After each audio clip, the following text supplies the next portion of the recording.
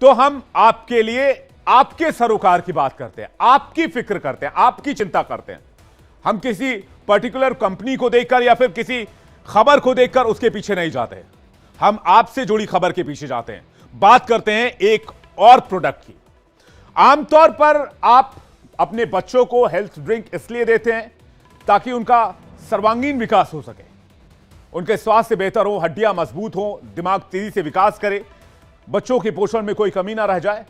लेकिन क्या हो अगर मैं आपको कहूं कि जो हेल्थ ड्रिंक आप अपने बच्चों को दे रहे हैं, जो हेल्थ फूड आप अपने बच्चों को यह सोचकर दे रहे हैं कि ये उनके स्वास्थ्य के लिए फायदेमंद है, वही उनके लिए बीमारी की वजह बन रही है।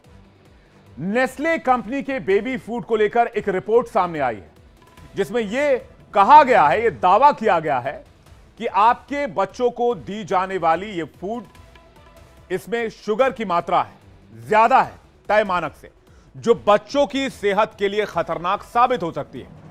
आमतौर पर नेस्ले के कई विज्ञापन आपने देखे होंगे जिसमें वो बच्चों को कम चीनी खिलाने की बात कहते नजर आते हैं।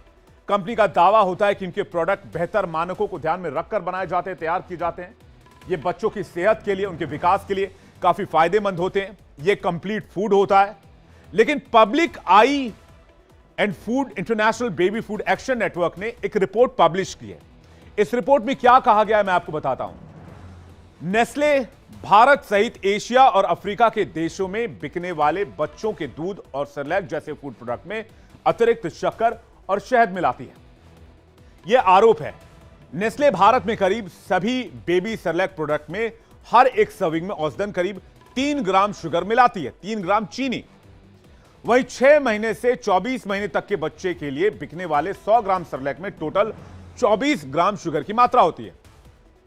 रिपोर्ट में यह भी बताया गया है कि नेस्ले अपने प्रोडक्ट में कितने विटामिन, खनिज और कितने पोषक तत्वों का इस्तेमाल करती है यह तो बताती है, लेकिन इसमें रिपोर्ट में यह भी कहा गया है कि इसमें यह नहीं बताया जाता है कि आखिर इसमें शुगर की मात्रा कितनी होती है।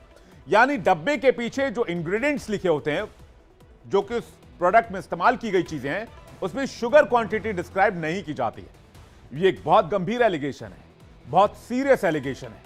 अगर साल 2022 की बात करें तो भारत में कंपनी ने 20,000 करोड़ रुपए से ज्यादा की कीमत के सेरेलैक प्रोडक्ट बेचे थे। एक्सपर्ट का कहना है कि बेबी प्रोडक्ट में ज्यादा चीनी मिलाना खतरनाक और एक गैर जरूरी अभ्यास है। नेस्ले के बेबी फूड्स में चीनी मिलने का मामला जो सामने आया है, उसे लेकर काफी ज्यादा हंगामा हो गया। इसे लेकर एक ब्रेकिंग न्यूज सामने आ रही है। मैं जल्दी से ब्रेकिंग खबर आपको बताना चाहता हूं। बड़ी खबर यह आ रही है, नेस्ले बेबी फूड्स में चीनी मिलने के मामले पर केंद्रीय स्वास्थ्य मंत्रालय गंभीर हो गया है। नेस्ले पर लगे आरोपों की जांच करेंगे। फसाई ने कहा है कंपनी के शेयर इस वजह से 3% गिर गए हैं और 8,137 करोड़ का नुकसान भी हो गया है। स्वास्थ्य मंत्रालय गंभीर है। फसाई को जांच के आदेश दे दिए गए हैं और उसके बाद इस जांच की एक साइंटिफिक एनालिसिस भी करवाई जाएगी, यह भी कहा जा रहा है। बड़ी जानकारी, बड़ी खबर आपको बता दें।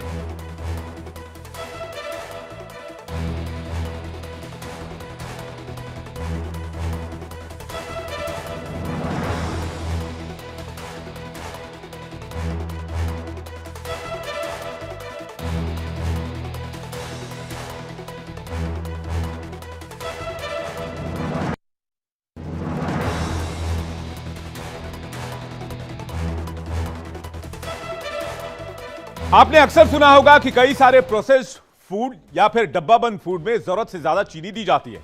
इस तरह के कई आरोप मल्टीनेशनल कंपनियों पर लगते रहे, लेकिन यही कंपनियां विकसित देशों जैसे अमेरिका और यूरोप में दोहरा मापदंड अपनाती हैं। अपने प्रोडक्ट में कम चीनी या फिर चीनी के बिना इस प्रोडक्ट को बेचती हैं। लेकिन जब भारत की बात आती है तो इनका रवैया बदल जाता है। मैं इसमें सवाल पूछना चाहता हूं, ऐसा क्यों है? भारत या भारत जैसे तीसरी दुनिया के देशों में बिक्री की बात होती है तो इन देशों में बिकने वाले प्रोडक्ट में चीनी की मात्रा क्यों बढ़ाई जाती है? इससे पहले इसके दायरे में चॉकलेट आए और बारी अब बेबी फूड की है। इस रिपोर्ट में पाया गया है कि नेस्ले के सेरेलैक में फिलीपींस में एक सर्विंग में 7.3 ग्राम शुगर है, वहीं नाइजीरिया में 6.8 ग्राम शुगर है, थाईलैंड में 6 ग्राम शुगर है, साउथ अफ्रीका में 5 ग्राम शुगर है, पाकिस्तान में 2.7 ग्राम शुगर है, भारत में 2.2 ग्राम शुगर है। अब मैं आपको लिए चलता हूं, यूके की बात करते हैं। यूके में 0% शुगर के साथ ये प्रोडक्ट बेचे जाते हैं। अमेरिका में 0% शुगर के साथ ये प्रोडक्ट बेचे जाते हैं। इसको लेकर WHO की गाइडलाइन भी है। WHO की गाइडलाइन भी कहती है कि ज्यादा चीनी बच्चों के स्वास्थ्य के लिए हानिकारक है। आपने एक बात गौर की होगी कि छोटे बच्चे ज्यादातर मीठी चीजों को पसंद करते हैं। ऐसे में रिपोर्ट बताती है कि अगर इन्फेंट बच्चों को, नवजात शिशुओं को लगातार मीठे बेबी फूड खिलाने की आदत लग जाए तो उनको चीनी की क्रेविंग, यानी कि मीठे की क्रेविंग, उसकी ललक, उसकी लालच बढ़ने लगती है। WHO के गाइडलाइन के मुताबिक 3 साल से कम उम्र के बच्चों के लिए भोजन में कोई शुगर या मीठे पदार्थ का उपयोग नहीं किया जाना चाहिए, लेकिन इन बेबी प्रोडक्ट में जरूरत से ज्यादा चीनी का उपयोग किया जाता है। ज्यादा चीनी खाने से कई तरह के नुकसान हैं। ज्यादा मीठा खाने से क्या होता है यह भी मैं आपको बता देता हूं। हाई ब्लड प्रेशर और दिल की बीमारी का खतरा बढ़ता जाता है। वैसे भी इन दिनों इस देश में, हमारे मुल्क में, भारत में कई सारे ऐसे मामले सामने आ रहे हैं, रोज ऐसे वीडियो सामने आ रहे हैं जिसमें युवक, जवान जो लोग होते हैं वो हार्ट की अटैक की शिकार हो रहा है, कार्डियक अरेस्ट की शिकार हो रहे हैं। बच्चों में मोटापे के मामले बढ़ रहे हैं, शरीर में बैड कोलेस्ट्रॉल का मामला बढ़ रहा है, डायबिटीज तक की बीमारी सामने आ रही है, अल्जाइमर का खतरा होता है, दांत में कैविटी की समस्या हो जाती है, दांतों में सड़न की स्थिति शुरू हो जाती है। चीनी का असर मेंटल हेल्थ पर भी पड़ता है, याददाश्त पर बुरा असर होता है, इम्यूनिटी वीक हो जाती है, नॉन एल्कोहलिक फैटी लिवर की दिक्कत हो जाती है। तो क्या भारत के जनरेशन के लिए या दूसरे मुल्कों, जो मुल्क जहां पर ये शुगर बेचे जा रहे हैं, उन मुल्कों की आने वाले जनरेशन के खिलाफ कोई साजिश की जा रही है? लेकिन इस पूरे मामले पर नेस्ले की ओर से सफाई भी आई है। कंपनी का दावा है कि उन्होंने भारत में पिछले 5 साल में 30% शुगर कम किया है, लेकिन अगर रिपोर्ट की माने तो अभी भी नेस्ले के सेरेलैक में शुगर की मात्रा ज्यादा है। फिलहाल अब फसाई मामले की जांच शुरू कर चुका है और इस जांच की रिपोर्ट जल्द ही केंद्रीय स्वास्थ्य मंत्रालय को सौंपी जाएगी। वैसे हमारे देश में पैकेज फूड की भरमार है और बहुत धड़ल्ले से इसका इस्तेमाल किया जा रहा है, खासकर आधुनिक लाइफस्टाइल में। अच्छी बात है। अच्छी बात यह है कि इन पैकेज फूड पर उस खाने के इंग्रेडिएंट्स की पूरी जानकारी होती है।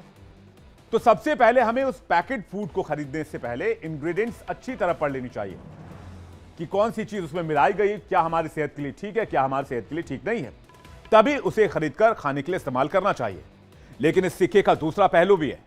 दूसरा पहलू यह है कि पैकेट के पीछे कई तत्वों के नाम कोड वर्ड में लिखे होते हैं, जिसकी जानकारी आमतौर पर लोगों को नहीं होती है और यहीं बड़ी बड़ी कंपनियां अपना खेल कर जाती हैं। लेकिन एक बात यह भी है कि अगर किसी बात की जानकारी छिपाई जाए तो फिर ऐसे में क्या किया जाए? तो फिर मैं तो यह मानता हूं कि यह सरासर कंज्यूमर्स या ग्राहकों के साथ धोखा है, उनकी जान के साथ खिलवाड़ है, जैसा कि नेस्ले के ऊपर रिपोर्ट आई है, नेस्ले पर आरोप लगे। फिलहाल भारत सरकार इस मामले में एक्टिव हो गई है। जांच पूरी होने का इंतजार करते हैं, देखते हैं जांच रिपोर्ट में क्या आता है और उस रिपोर्ट के आधार पर एक्शन क्या होता है।